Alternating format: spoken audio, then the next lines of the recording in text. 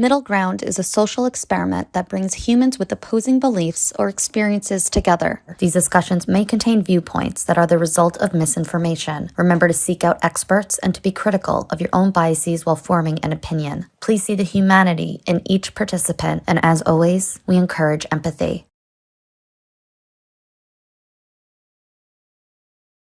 Two things can be true. You can have had a very hard time. Privilege is not just limited to white people, but to say white privilege doesn't exist from a historical context, to me, is respectfully absurd.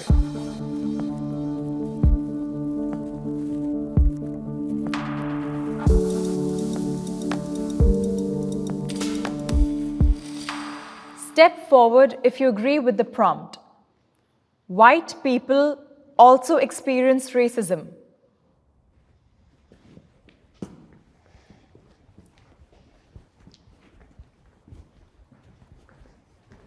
I think racism is definitely not a one race against the other. It goes all ways. It doesn't matter if you're white, if you're black, if you're Asian, it doesn't matter.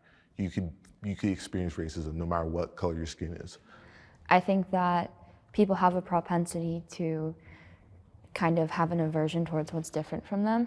I've been called a cracker before. I've been told I was going to get beaten up because I was white.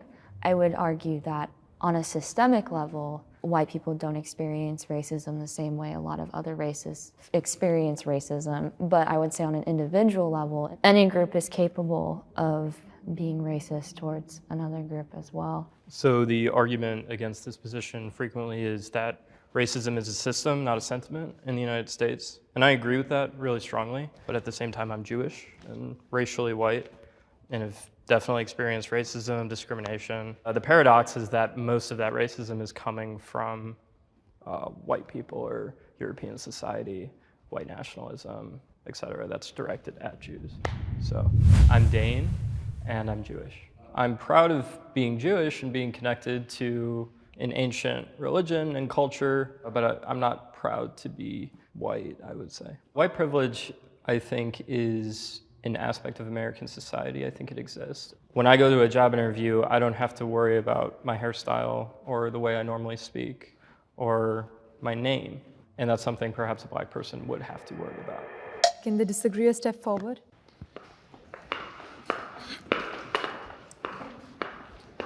So I just want to say that I want to validate everyone's individual experiences. I do also believe that white people experience bias, prejudice, but the reason I did not step forward is because, by definition, racism is tied to power and economics. You talked about systemic discrimination. I don't feel white people experience racism by definition and by actual concept. What is the definition of racism and who wrote that definition?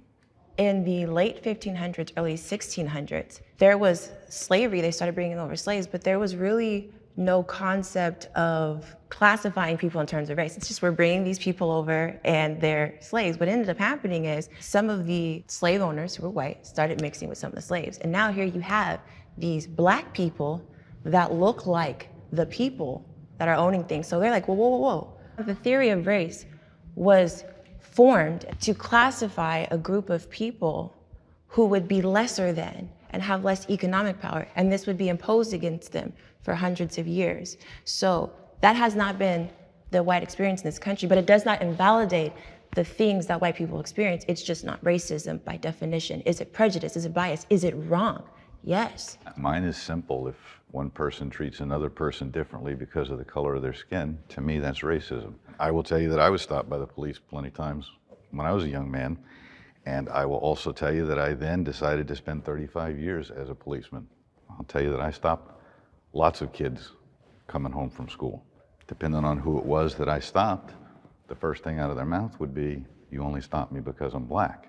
And I would say, "You're driving a sports car with a back window that's this big. I can't see who's driving, and I stopped you because you're doing 95 and a 55. I had no idea who I was pulling over until I stopped you.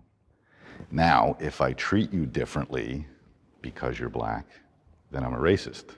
But if I write you the same ticket that I was going to write you before I knew who was behind the wheel, I'm not." So I'm glad you used that example, and I want to commend you for your service for our country. But I do want to say, because I've actually taught classes for the LAPD and for their cadets about these issues. But what I can say, which is a statistic, and which is also a fact, is that 60% of our prison population is African American. Different issue. Yes, but let me finish, please. Is African American males, right? When you go into a system and you are kept in that system and you're cycled through probation and there is a systematic sequence of oppression, that's not happening to white males. So it's bigger than just the stop itself. It's the system. My name is Sierra. I'm an actor, a speaker, and a human rights activist. I'm very proud to be African American, to be Black.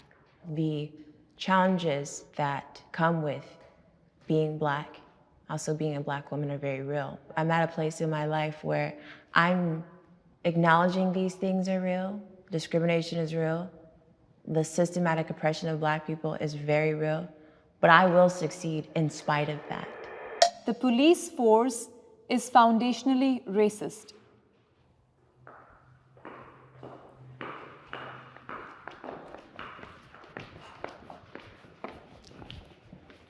I want to start off by saying I don't think that every cop out there today is racist. Same. I think there are a lot of them who are really doing good work. What I know from the establishment of the policing in the United States, that is directly from the slave catchers who were hired to catch runaway slaves and bring them back home. Yeah, I agree that all cops aren't racist. I had plenty of interactions with police that were fine, but I was told by a former police officer who was, a cop who decided he didn't want to do that anymore, that, the training is pretty much specialized for only colored people, especially Black people, that if you're around them, they're the most dangerous, so you have to act in certain situations or react in certain situations, I think I just really want to emphasize that I really think that there are some officers who are white that don't even believe that they're doing anything that may be racially motivated because they're simply doing what they were taught to do.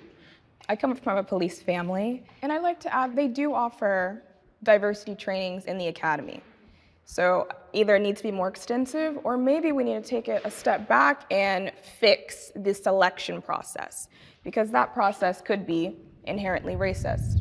Hello, my name is Nia, and I am Black. I'm proud of my race because when I look back historically at what people of my heritage have gone through, and to see where we are now, it's remarkable, and it definitely pushes me to continue to be resilient and innovative as they were.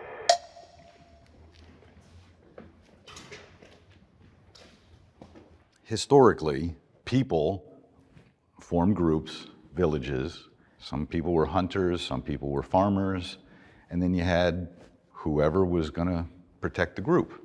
And over hundreds of years, thousands of years, whatever it is, that's how we wind up having cops, firemen, armies, and navies.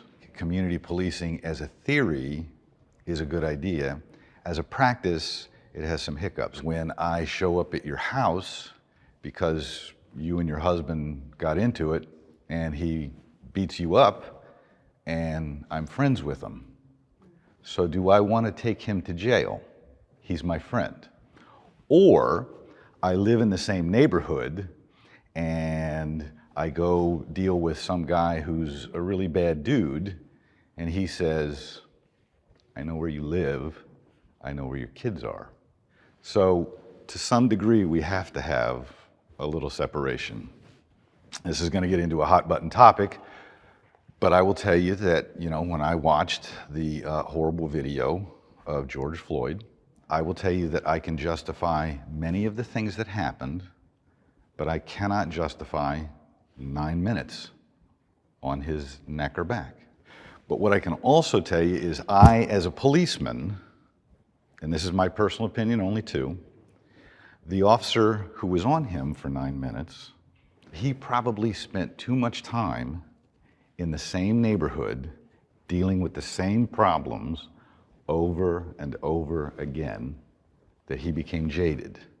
Isn't that what being a police officer is? Yeah. It's a social service job.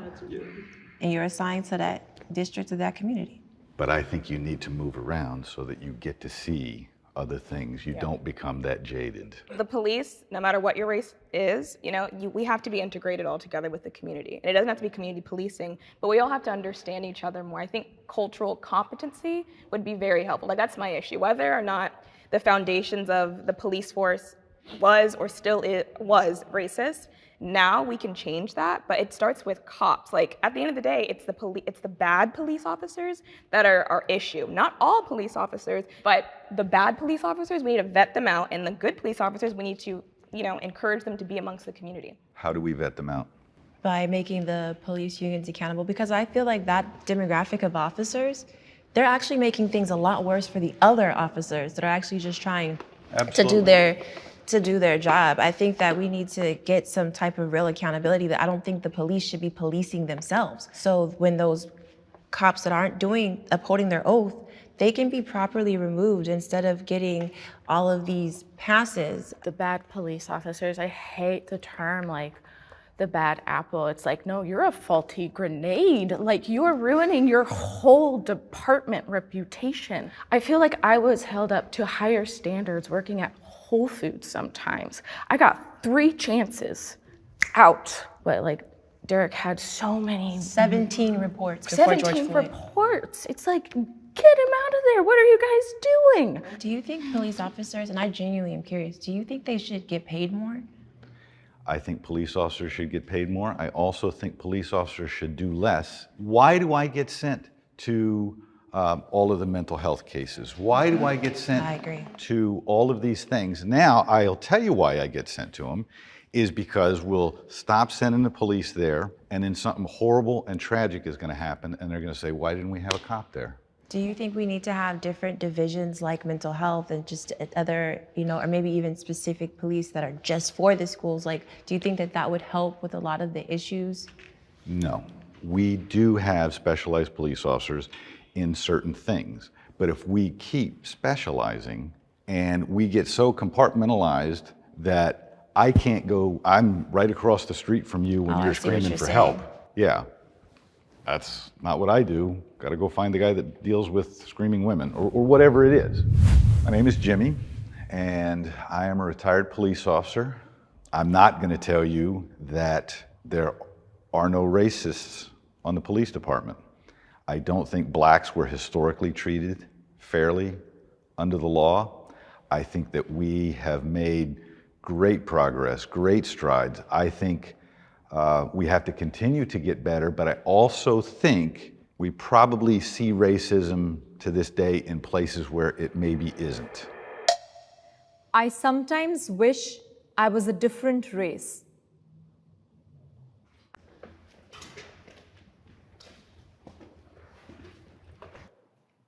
I'd say not so much these days, but definitely 100% when I was a kid, I wish I was white.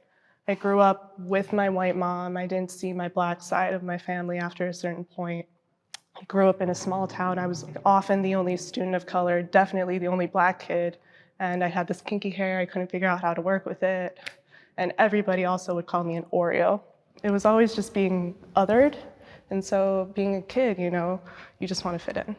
And for me, I wanted to be white. I just wanted to look like my mom, wanted the nice straight hair, and I just wanted to feel like included. Yeah, I remember in elementary school, I was thinking, no man is ever gonna like me because I freaking look like this. And I just remember hating my hair because as soon as puberty hit, it just blew up, and people kept on asking, do you even need a pillow to sleep at night? I'm like, I can't stand these questions. I can't do this. I'm Jordan, and I am biracial. I think being biracial is definitely like living in the in-between, because culturally, yes, I grew up white, and I completely know that. Like, I was raised by my white mother, but then there's also a part where race is perceived, and it's what people put on you and how they respond to you in your everyday life.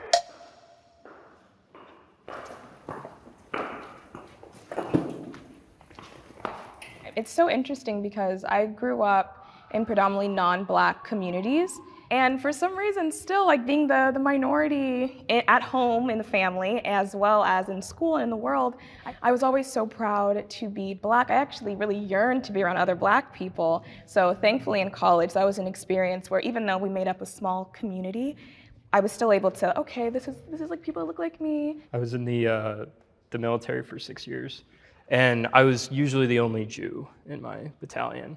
And I think that isolation produced a sort of pride and understanding of who I am and where I come from. So I have never wanted to be anything different than what I was, but that's because I really never thought about it. And to your all's point, maybe, I don't know, but maybe people treated you that way because there is this sense of wanting something that I haven't ever had before. I'd love to have a Lamborghini.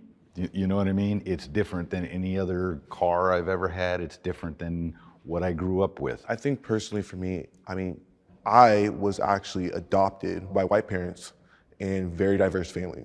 I think 6 out of the 8 of us are all adopted, all different races. I kind of have my own story apart from everyone else. And the same for everyone else that was adopted in my family. They have their own story.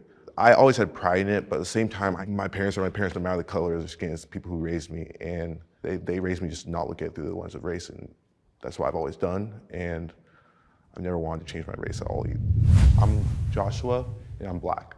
I've never experienced racism. I've experienced stuff from people from my own race. I grew up in a white family by white parents. I was constantly called whitewashed. It upset me, but I didn't let it get to me. Being Black in America, to me, is just being an American in America, just like any other person. White privilege exists.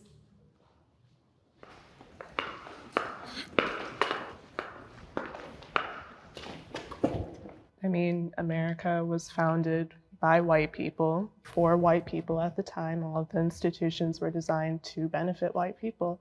So, I mean, of course, white privilege lingers into society today.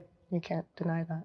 Where I would argue with you just a little bit is I think we throw out the term white privilege far too often for things that aren't necessarily white privilege. I've got to agree with you completely on that one. I think there's generational white privilege for sure, but I think now it's almost used as a reason to not try as hard.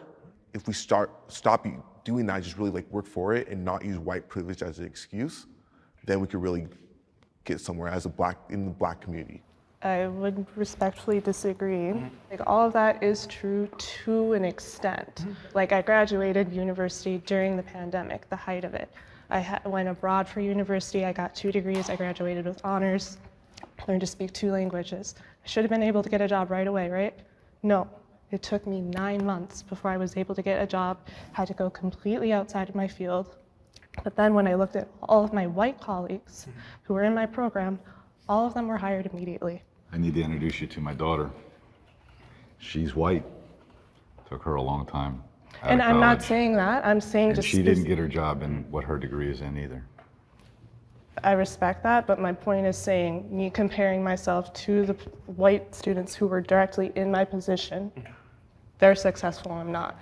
This country was founded upon white people coming and then putting in act Jim Crow and other laws saying that if you are not white, you are genetically inferior. You are not even a person.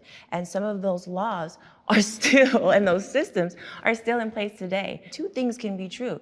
You can have had a very hard time. Privilege is not just limited to white people, but to say white privilege doesn't exist from a historical context, to me, is respectfully absurd. Something that I learned about recently is the privilege that exists in the medical field, specifically relating to the birthing process in giving epidurals. There was a study that's recently, or was debunked, that said that Black people have a higher tolerance for pain, which then has been falsely used by people who help support births in being hesitant to provide the epidurals for Black women giving birth. A lot of women die in childbirth. I don't know the exact statistics. So 3 times more likely Black women are to die. Thank you. The fact that I will be taken seriously more seriously than a Black woman in my place if I should be giving birth at some point. I see that as just an absolute privilege. My name is Bryn, and I just graduated, and I'm currently gaining hours to becoming a licensed therapist. As a therapist in school, we were taught to approach things with what's called cultural humility. Cultural humility is being curious, and instead of trying to have all the answers, working collaboratively with the client to kind of understand where they're coming from. I have been fetishized for my race.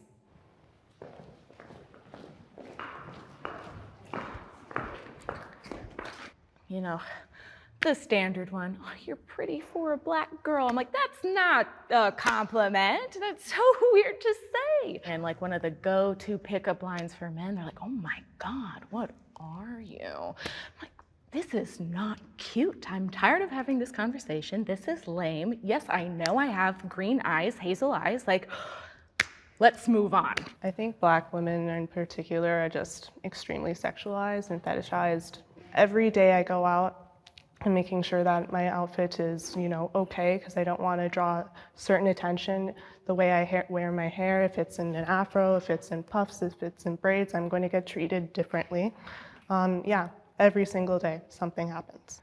So there's a form of positive anti-Semitism where Jews are perceived as like being put together, coming from money, being doctors, lawyers, and women are attracted to those sort of things. And then also too, like all Jewish men are circumcised. Some women have that preference. So I've definitely experienced it, but I feel like it's a sort of subtle, trivial thing. Like it never really bothered me. But it's occurred nonetheless. Yeah, I've had experiences in high school, college. People ask me to stop me, mainly women. Like, oh, are you Egyptian? Or are you Black in this or Black in that? There's always something. It's always Black in something else. And I'll let them know what I am, and they'd be like, oh, that's exotic or something crazy. My name is Dino, and I am biracial. I don't want people to think that I'm like split between being Black or white. I acknowledge that I'm mixed and I'm biracial, but for the most part growing up, I was always considered Black. I consider myself Black, my family did as well. So I don't think we should live in a colorblind society, but I also don't think we should stay stuck and feel like we can't move forward and still thrive and accomplish things because of our skin color and where we live in America.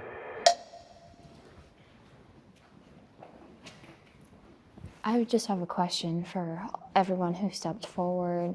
I'm just curious how that's like. What's it like? Exhausting. It sounds exhausting. Yeah, I think Black women historically have a really interesting relationship with desirability. Culturally, it seems as we're not desired. And then when we are, we're being fetishized. So it's like, okay, we're usually not desired, but now we are. Am I supposed to lean into this fetishization? I think just being a woman, we deal with certain things every day. Specifically being a Black woman, being fetishized, it's interesting because if I, especially in my industry, because I'm there to work and be professional, I'm just super professional and I don't give any attention to that at all, that kind of energy, then I'm an angry Black woman. So I think that it's just really... you can't win. It does feel like that, so yeah, that you can't win sometimes. Yeah, and there's also a flip side to it. It's like, for me specifically, I'm light-skinned amongst majority dark-skinned people, and people will deem me or deem other light-skinned people as a certain way, as either weaker or less than, or just like, okay, you're lighter than, so we're going to be so pro-Black that we're not going to consider you as one of us, you're just other. Well, that touches just on beauty standards in the Black community, and that's colorism. Like I've even been told, you're beautiful, you're not Black. It's just like these little things. Yeah. Or you must be mixed with something, yes. Right? Yeah. My name's Christina, and I'm biracial. I have been fetishized for the color of my skin on both sides. Black men will be really into me because I'm light-skinned, or other men who are not Black might be into me because I am that Black girl, but maybe I'm not too Black, and that, for whatever reason, is appealing. Being deemed as exotic or something other is just very problematic, and that plays into a lot of issues of colorism within the Black community at large. We need reparations for the Black community.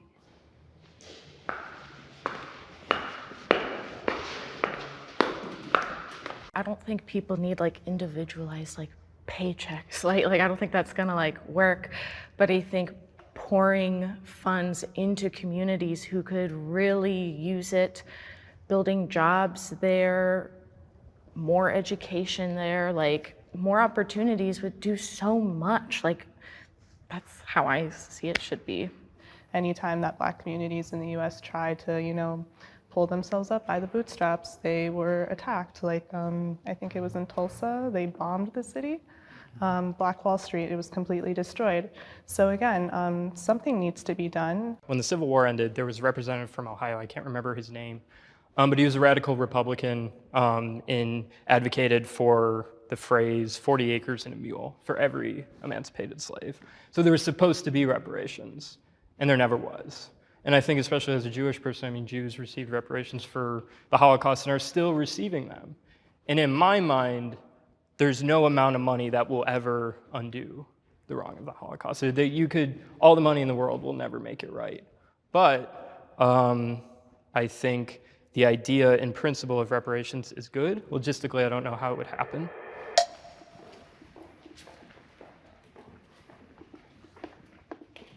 I just wanted to say the reason I stayed back was because I wasn't entirely sure what was meant by reparations, but your example of the Holocaust, I would say that I agree. Similar reason, when I think of reparations, I think of something similar to a stimulus check. My worry is with the lack of financial literacy, will we actually make strides? So I would love the idea of investing money into programs in underserved communities, something like that. But I do have a fear that even if we did have the money, without that generational knowledge of how to take care of our finances, that it would just deplete and defeat the purpose. But even if that were to happen, though, I still think that that would still be the right step. You know, we'll give these people the funds or whatever, we'll give them our promise, and if they float or sink or whatever, that's on them. At least we as a country took the right step. I'm all for money going to the community. I am for that because the communities right now are the way they are because of things in the past. But to give out checks to individual people, there's a difference between learning from the past and then still getting caught up in the past. I mean, if I had a time machine, I could go back in time and be like, hey, you never gave us the 40 acres and a mule. I would be all for that, and I would get on that for the people who were affected and actually went through slavery. But in today's age, no one's experienced it and gone through it. Yes, the communities are taking hit by that, but so I mean, I've never. You don't think your ancestors experienced slavery? I think they do, but I haven't. I've never been in it, so why should I get a check from somebody else who never put it? You should be going way back. So what about the people who are the descendants of the slave owners who are still reaping the financial benefits of your ancestors who slaved in those fields for literally generation after generation? You don't think that during that time, your great-grandfather could have been building a business that could be flourishing by now, and you would have a multi-million-dollar franchise as they do off the backs of others? You don't think that deserves some rectification for you in the present time? To be honest, no, because again, it's something that happened in the past. Again, I haven't experienced it. I'm doing fine right now. I'm doing fine. And I'm not going to be all upset over somebody else's ancestors who I don't even know who enslaved my ancestors. I don't need it. I have no reason to have it. So for me personally, I'm not upset about it, but I do feel my grandfather, on his side, they were the first family in the state of Texas to actually file for reparations. And for me, I'm succeeding in spite of that. But to this gentleman's point, when the government says, hey, we're gonna do a thing, obviously the government in itself saw the weight and the air of the wrong, just as the German government did. I think if I want to buy 90 gold chains, that's my business. I think it would be unfortunate, but I think that if I'm entitled to something, I think it should be in the same fashion that the people of Jewish descent got it. I think it should be in the same fashion that the people that are Japanese descent got it. So you might think it doesn't affect you, but overall, I think that we have been greatly impacted by slavery, even up to current. I just choose not to focus on it nonstop so it doesn't become something that holds me back. But I definitely think it's something that we're entitled to. Thank you. Great, guys. Actually, Thank you. Thank you. I really appreciate your contribution. You know what?